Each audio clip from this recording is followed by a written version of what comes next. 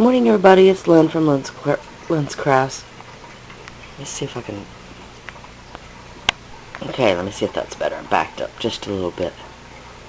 This is...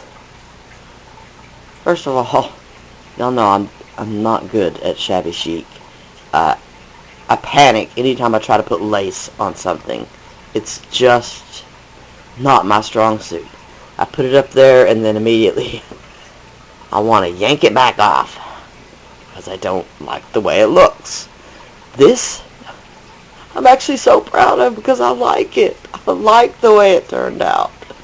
So, I'm going to enter this into Jonnie's Tabasco14 Shabby Chic Challenge. Happy birthday, sweetie. I know it's already gone by, but I'm so happy. Like I made something. I made something shabby chic. Well, at least I think it is. I may be wrong. Like I said, I don't even know a lot about shabby chic, but I think I did it. So, excuse the red paint on my finger, because, you know, I'm working on something else. And I'm sorry it's been so long between videos, because I have way too many projects going on right now. I cut one of my handmade flowers with a couple of those little rosebuds that I've stuck up here. And it's just hanging from a piece of flat lace from my stash.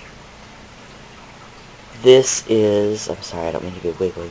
This is a polymer clay heart, and it's hollow. It's just got foil on the inside. And I've said this before, I used to do mermaids and fairies, and you always use something to bulk out your thicker pieces so that you don't use so much clay. So really this heart is just rolled out on my thickest setting on my clay roller machine. So it's, you know, less than 1/8 of an inch thick. And then polymer clay heart that before it was baked, I took this, I don't know what you call this, like gator texture or something. It's just a texture sheet that was in the polymer clay section back when I bought it. And it's not heat safe, folks, so don't try to use your heat gun on it. It doesn't work. Didn't do that this time, but lesson learned. So I just did this texture basically all over, and then this this Stampin' Up! Flourish that I got, and no, I don't know what the name of the set is, but it's that one. So I did that all over. And then what I did, oh my goodness, can you tell I wasn't prepared? Okay, I painted the whole heart white, and then I painted it with my glossy glaze. My it's just a Rust-Oleum from the hardware store, water-based gloss finish like you would use on furniture or flooring.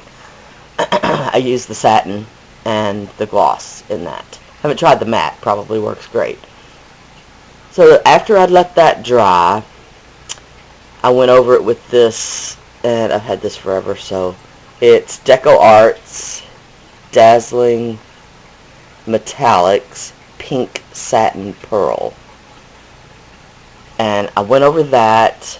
Well, I actually mixed a little bit of this with a couple of drops of my gloss glaze. And then I went over the whole thing, and then I rubbed it back off. So I just did the antiquing sort of with the pink pearl. But then I went over the whole thing with my Lindy Stamp Gang Glitz Spritz in the Cactus Gold. And can y'all see that shimmer? Oh my gosh. I am loving using the Lindy Stamp Gang sprays on my clay. I'm like addicted. So I've sprayed everything, obviously. The flowers. I even sprayed the lace. Then, this is another one of those, this is a chenille flower that I made. Beth had sent me the chenille trim. And this is one of my paper roses that I put in the middle. And then I put this pretty lace on the back. And I'm sorry, this could either have been from Gina, G-Buck 1981, or it could have been from Kathy, 55 Caddy. The bag got pulled out, and I'm sorry, it doesn't have the name on it, so it could be either one of those. And then going down, this is a broken watch that my son had.